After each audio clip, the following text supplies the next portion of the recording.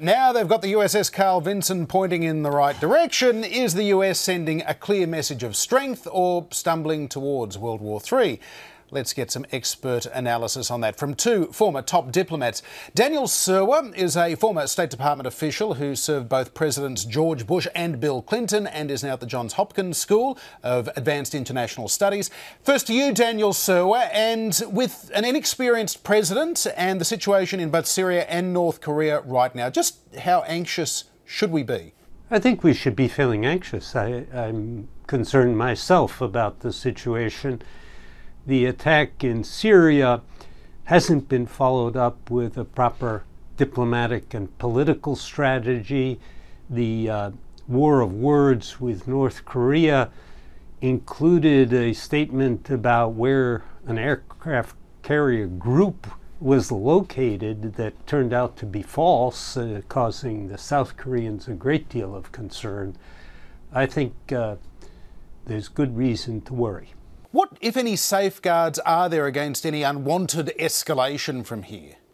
No military action has been taken yet, so it's not a matter of preventing the North Koreans from escalating, it's a matter of preventing the North Koreans from preempting.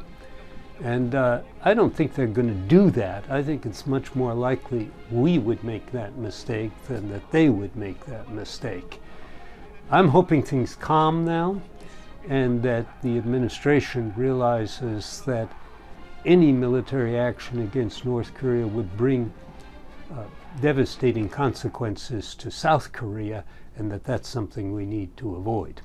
President Trump, whether it was in the campaign or since the election, has always said that he wants to be unpredictable in foreign affairs. Has he been unpredictable, or have his actions so far been pretty standard for a US president? I think almost any U.S. president would have reacted more or less the same way to the use of the chemical weapons.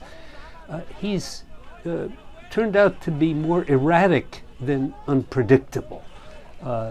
He turns around and denies things that he said the day before. He contradicts what the State Department says, as happened today with respect to the Iran nuclear deal.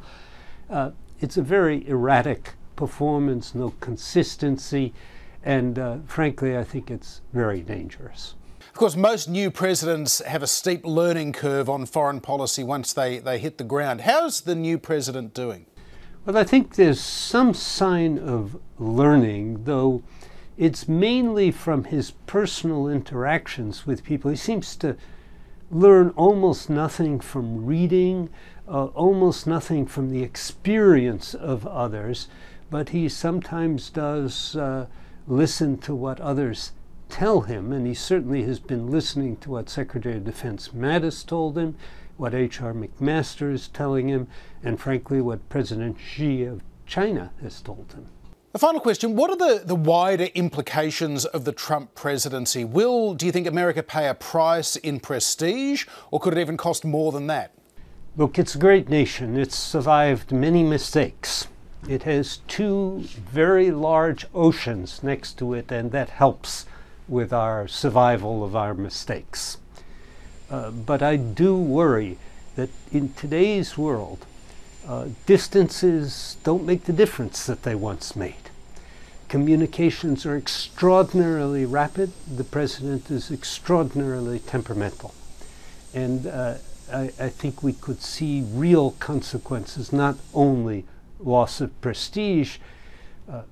Loss of prestige, frankly, I don't worry so much about, because the objective facts of American power are really still very strong. What I really worry about is our getting into a situation that we find it hard to back out of.